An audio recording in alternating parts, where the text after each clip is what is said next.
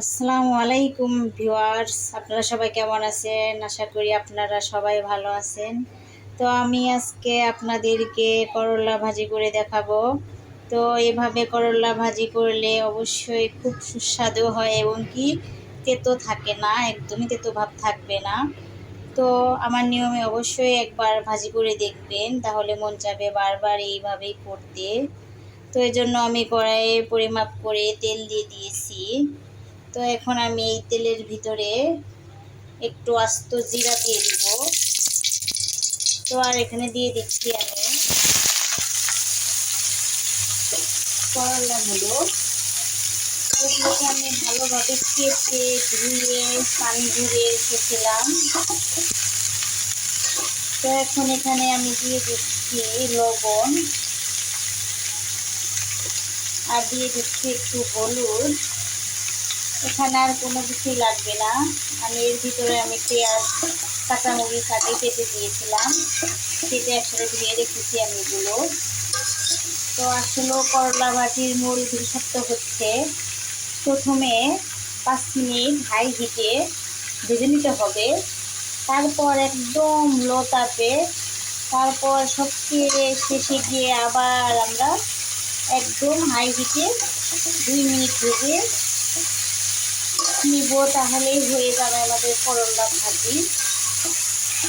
তো আসলে করলা ভাজিটা জালের তাপমাত্রার ওপর শীত ভাবটা থাকে না। তো আর আমি শেষের দিকে একটু ঘি দিয়ে দিব। ঘি দিয়ে করলা ভাজিটা খুব ভালো লাগে খেতে, খুবই টেস্টি। তো ভাজিগুলো আমাদের হাই ফ্লেমে রেখে ভেজে নেওয়া হলো। এখন আমি এগুলোকে একদম লো তাপে ভেজে নেব।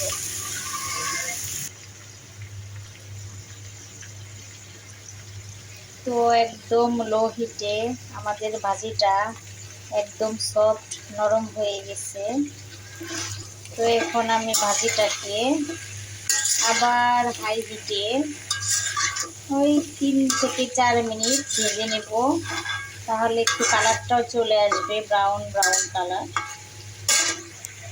তো এইভাবে আসলে ভাজিটা করলে অনেক ভালো লাগে। তো এর মধ্যে আমি লবণটা চেক করে দিয়েছি, ঘিটাও দিয়ে দিয়েছি।